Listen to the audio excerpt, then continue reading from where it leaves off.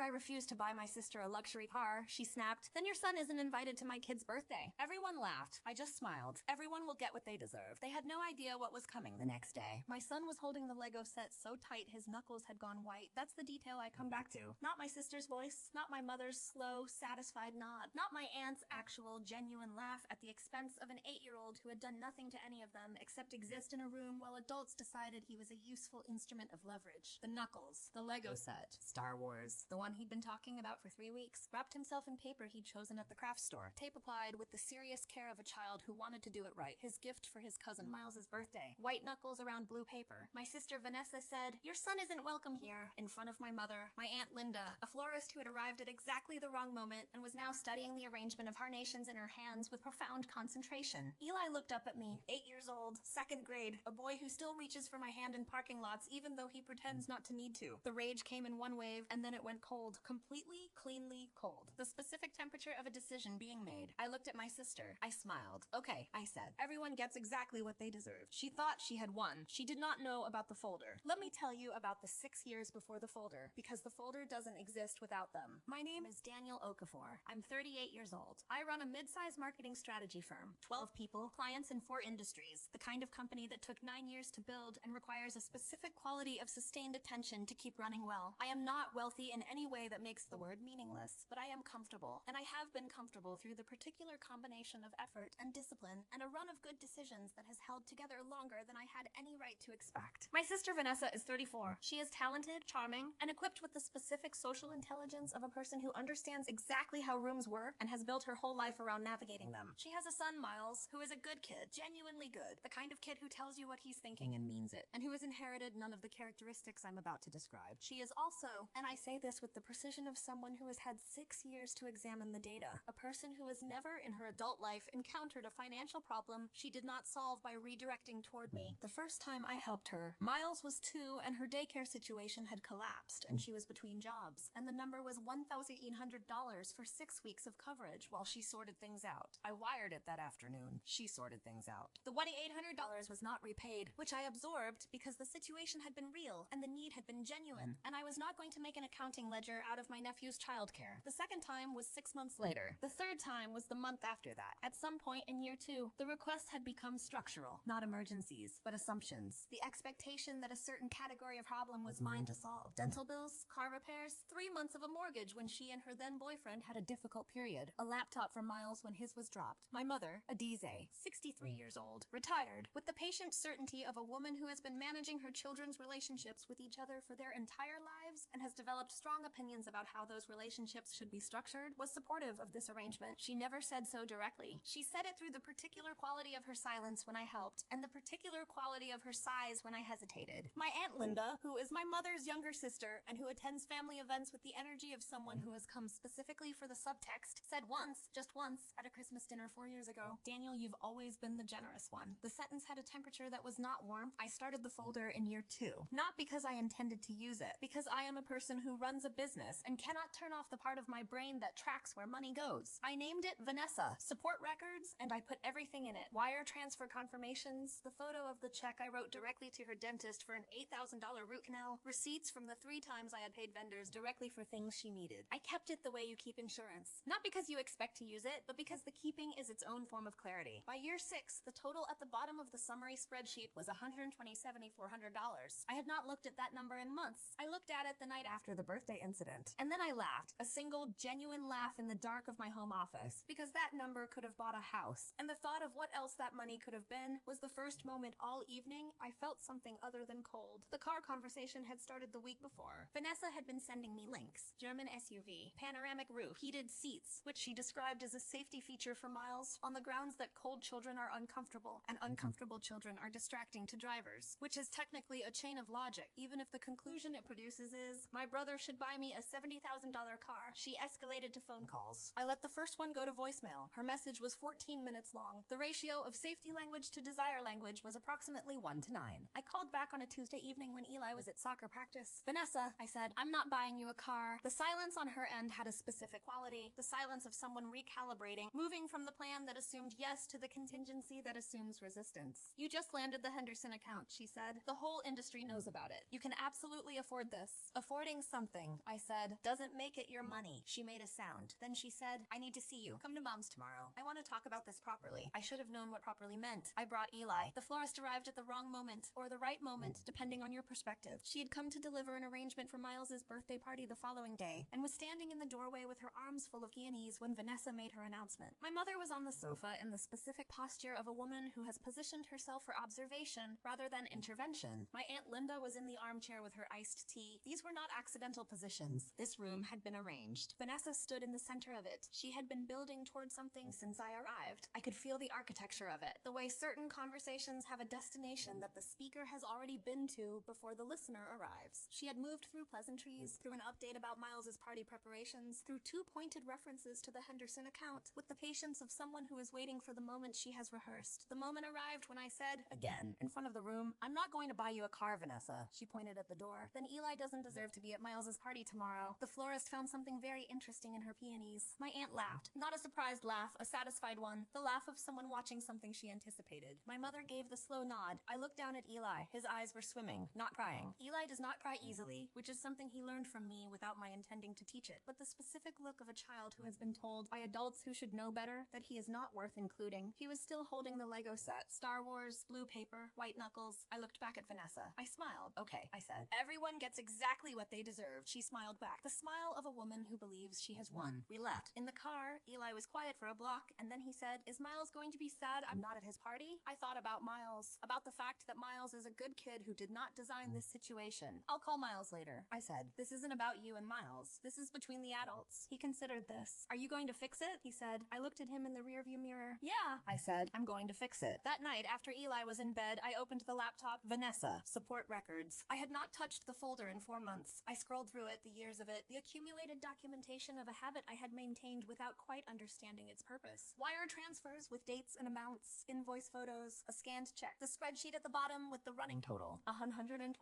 to $400. I read through it for 45 minutes. Then I called my attorney. Marisol Vega has been my business attorney for 7 years. She handles contracts, disputes, and the occasional situation that does not fit neatly into a category but requires someone who thinks clearly under pressure. She is 41 years old. She has been practicing for 14 years, and she has the particular quality of someone who does not waste words when she has an accurate assessment ready. I emailed her the folder at 11:47 p.m. with one line, we're done. I need financial disengagement documentation by 8 a.m. She called me back at 11:57. This is thorough. She said, 6 years. I said, I see that. A pause. How far do you want to go? No more support, no more access, no more guarantor exposure. Everything in writing, in language she can't talk her way around. I can have 3 documents drafted by 7, she said. I need a 4th, I said. Credit union. Remove me as guarantor on anything connected to her name. I want that done before morning. Understood, she said. Get some sleep. I did not get very much sleep, but what I got was the sleep of a man who has made a decision and is at peace with it. By 8:14 a.m., 3 emails had gone out from Marisol's office. The first to Vanessa, formal termination of all financial support, effective immediately, with a summary of the 6-year total, a statement that no further requests would be honored, and a legal notice that any attempt to access my accounts or credit in any form would be treated as fraud. Signed, dated, filed. The second to my mother, the joint emergency account I had been quietly funding for 3 years, a standing contribution I had set up after my father's death because it seemed like the right thing to do, and because my mother had presented it as something she needed, was closed. The remaining balance had been transferred to her directly. The contribution structure was done. The third to my credit union. Remove me as guarantor on any account, credit line, or financial instrument connected to Vanessa's name or social security number. Effective immediately. Confirmed in writing. I made coffee. I sat at the kitchen table and watched Eli eat cereal. He was reading the back of the cereal box with the focused attention he brings to anything with text on it. He had not mentioned the birthday party. I had not mentioned it. We were in the easy quiet of a Saturday morning that belonged to us. At 11:58 a.m., my phone began moving across the counter. Mom, Daniel, what did you do to the accounts, Vanessa? Are you serious right now, Vanessa? This is insane, Vanessa. Call me right now. Aunt Linda, I cannot believe you are ruining a child's birthday over a car. You need to grow up. Mom, the emergency account is gone, Daniel. You need to call me Vanessa. You are actually unhinged. I read each message. I did not reply to a single one. I put my phone face down. I poured a second cup of coffee. I was a ghost. At 2:17 p.m., Marisol sent a text that stopped me where I stood. Balloon vendor called your office. Your platinum visa ending 4409 is on file for Miles's party deposits. Did you authorize this? I set my mug down. I stood in the kitchen. My platinum visa ending in 4409 is my primary business card. It lives in my wallet. I had never, not once, given that number to Vanessa, written it down anywhere she had access to, or used it for any personal purpose that would have put it in her reach. She had either photographed it, memorized it, or both. At some point, maybe recently, maybe years ago, she had stored my business card number the way you store a spare key. Something you don't use until you need to. Something you keep quietly, in reserve for the moment when you've run out of other options. She had planned to run $20,000 worth of party on my card, after excluding my son from the party. I kept my voice completely even when the vendor answered. This is Daniel Okafor, I said. You have a card on file ending in 4409. I need you to understand. That card was not authorized for this order. The card information was obtained without my consent. Do not dispatch a single item to the delivery address on file. A pause. Oh, the woman said. Yes sir, I'll flag it. Thank you. You'll be receiving a call from my attorney shortly with formal documentation. I hung up. Then I called every other vendor I could identify from the original invite Vanessa had sent 2 weeks earlier. The photographer, the petting zoo, the bakery with the 3-tiered fondant cake. It took 40 minutes. Every one of them had 4409 on file. The total across all 4 vendors, $1,340.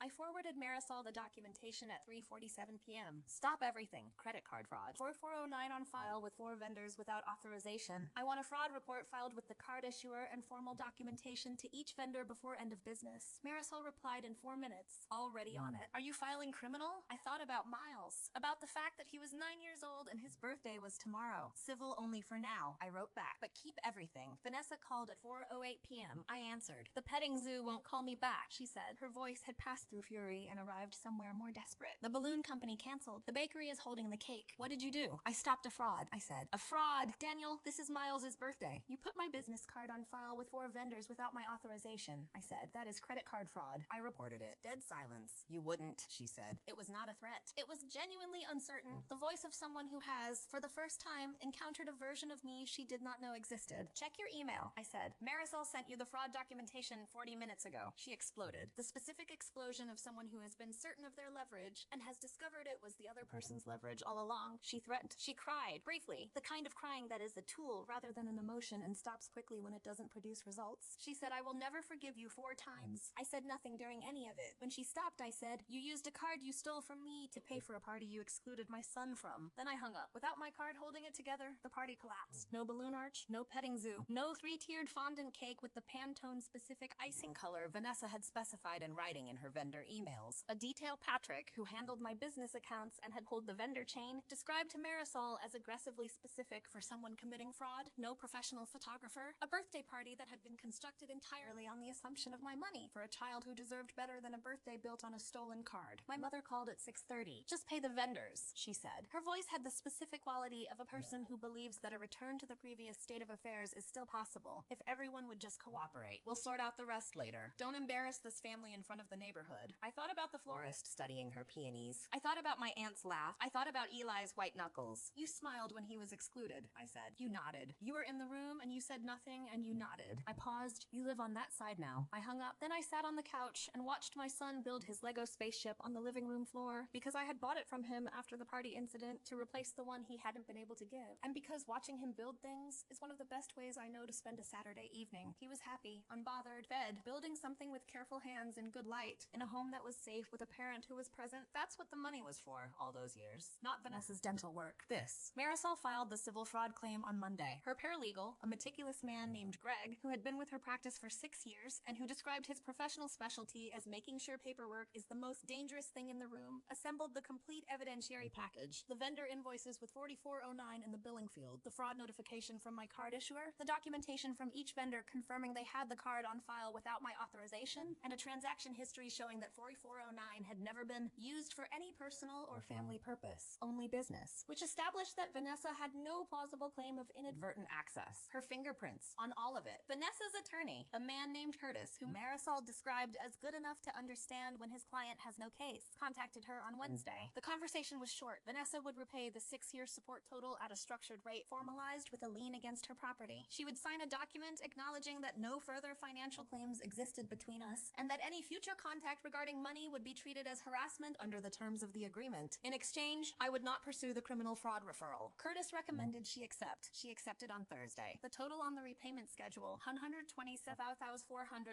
at a structured rate over 5 years. Secured. I thought about the number, about what else it could have been, about the house. Then I closed the laptop and went to watch Eli finish his Lego spaceship. Miles called Eli the following Saturday. Not Vanessa. Miles, 9 years old, using his mother's phone, which told me everything I needed to know about whose idea it was. I'm sorry you weren't at my party, Miles said. I could hear it from across the kitchen. The specific solemnity of a child delivering an apology, he means. Eli, sitting on the counter in his socks, said, "It's okay. It wasn't your fault." I know, Miles said, but still, Eli agreed. They talked for 12 minutes about Minecraft and some injustice involving a soccer referee and whether the new Lego sets were better or worse than the old ones, which is a debate with no resolution. When Eli hung up, he put the phone on the counter and looked at me. "Can Miles still come over sometime?" he said. I thought about Miles, about the fact that he is a 9-year-old who didn't design any of this and who called to apologize on his own initiative. "Yeah," I said. "Miles can always come over." Eli nodded, satisfied. He picked up the phone and went back to his room. I stood in the kitchen. I thought about Vanessa, somewhere across town, looking at a repayment schedule. About my mother, with her closed emergency account and her specific silence on the other end of calls I was not returning. About Aunt Linda, who had laughed at my son. I thought about 6 years of a folder I had kept without knowing when I would use it. It turned out the moment had chosen itself. Some moments do. I told Eli the full version of things 3 months later. Not all the financial detail. He's 8. He doesn't need that. But the shape of it. That Aunt Vanessa had done something that wasn't right. That I had handled it the right way. That things were going to be different now. But that Miles was still his cousin. And that wouldn't change. He listened with the focused attention he brings to things he understands are important. "Did you fix it?" he said. I thought about Marisol's filing. About Greg's paperwork. About 4 vendor calls in 40 minutes and a business card that had been someone else's secret weapon for longer than I knew. "Yeah," I said. "I fixed it." He nodded. Then, "Dad, yeah, you always smile like that when you've already done something," he said. "Before you even say what it is." I looked at him. 8 years old, 2nd grade. Sharp eyes. "Do I?" "At Grandma's house, when Aunt Vanessa said I couldn't come to Miles's party. You smiled like you already knew what was going to happen." I thought about the cold that had moved through me. About the folder. About the moment the rage became decision. I knew what I was going to do. I said, "He considered this. Is that why you weren't scared?" I thought about it. "No," I said. "I wasn't scared because of you. Because you were standing there holding that Lego set and you hadn't done anything wrong and you were trying so hard to be okay." I looked at him. "When it's about you, I don't get scared. I just get clear." He thought about this for a moment. Then he went back to his Lego. I watched him build.